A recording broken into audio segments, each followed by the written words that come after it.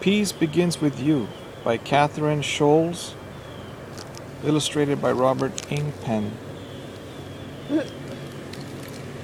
What's this? That's the store I want to go to. They have the bicycle with 2 seats for $150.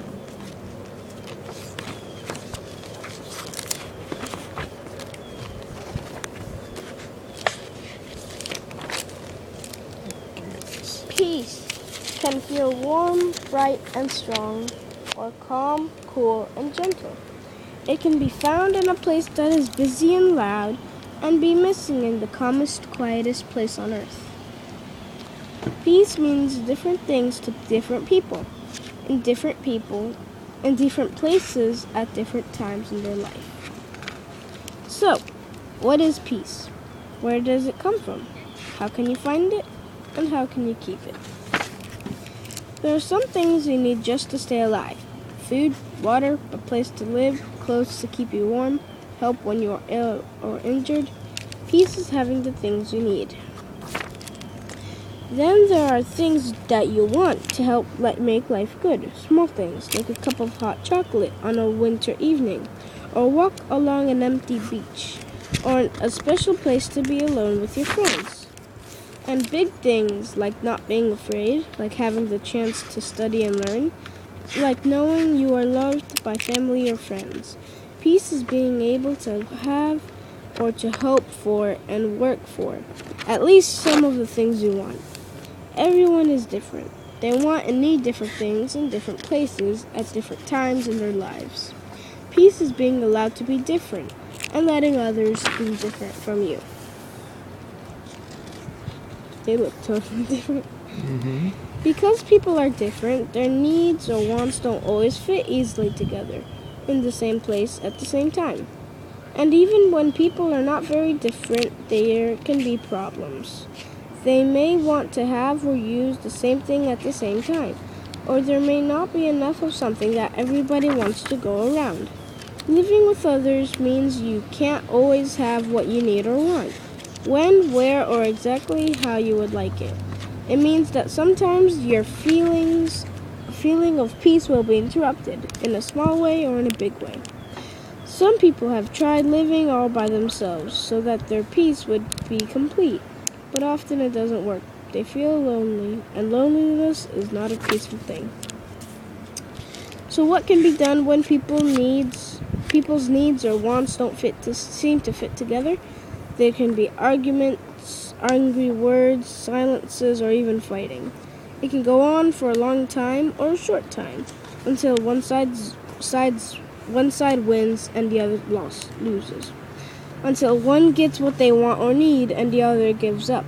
When this happens, peace is interrupted. But sometimes completely different things can happen.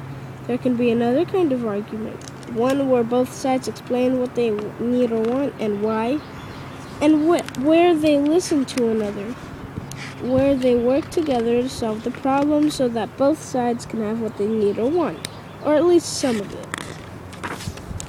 Sometimes other people outside the problem can help this to happen. Oh, so that's where you got the photo. That's where I got that idea for the go-kart. Mm-hmm. But this one doesn't have a motor. It has the other boy pushing it. They can say if something is being unfair or breaking the rules of the argument. They can suggest ways of solving the problem so that peace is not interrupted.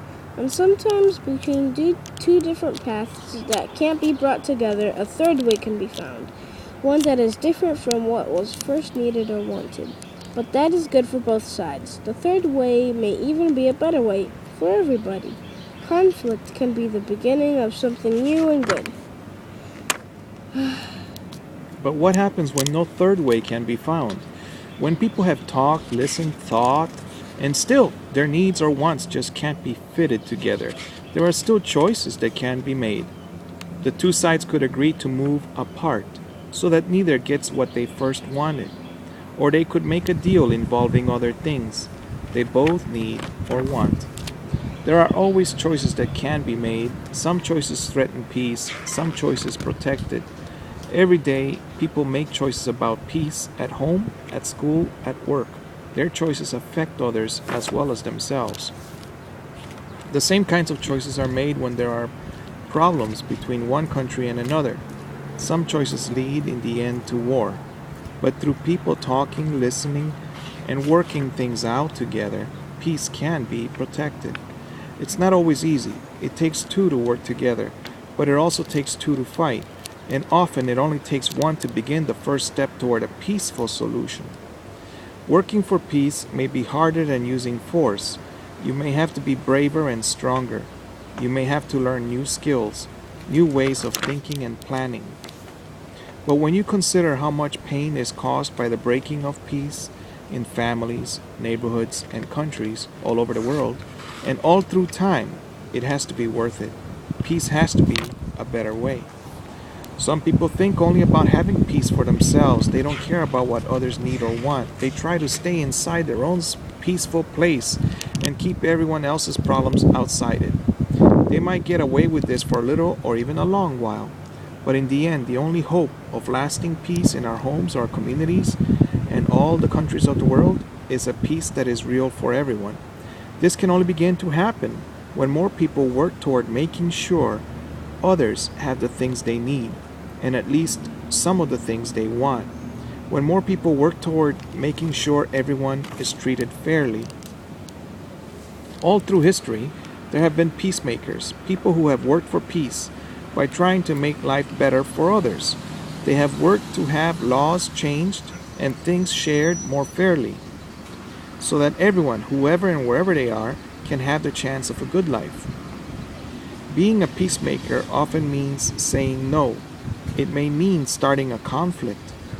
Because if you believe something is wrong or unfair, you may have to speak up and you may have to act. But there are many different ways to speak and act, and some are more likely to bring change with peace than with others. Our world is full of change. Ideas and beliefs change. Ways of living change.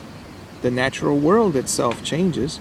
In our lifetimes and across whole chapters of history, and our ideas about what we need, and especially what we want, change as well.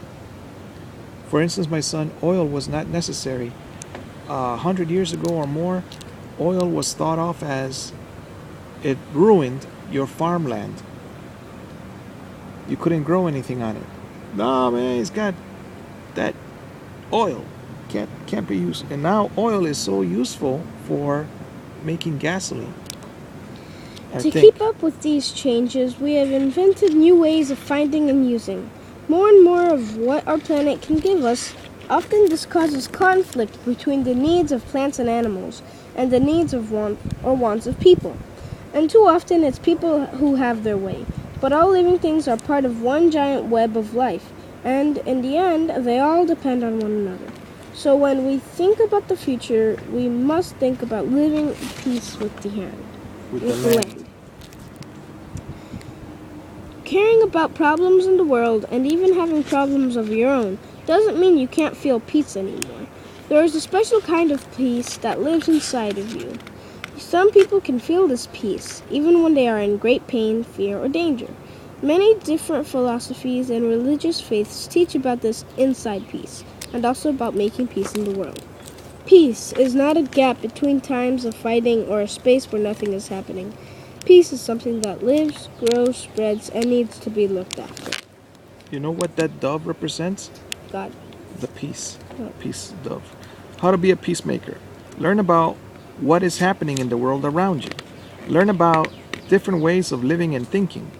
Be involved in the decisions being made on your behalf by parents, teachers, counselors, politicians. But first of all, learn about yourself, about why you think, believe, feel, and act as you do. Learn how to listen and how to see things from another point of view. Learn how to solve problems peacefully in your own life, because peace begins with you in your own backyard. Now you can return the book. Yes, thank you for reading, my son. I wanted you to learn about the inner peace. It's a different type of peace. avoid negative people, negative places, and negative things.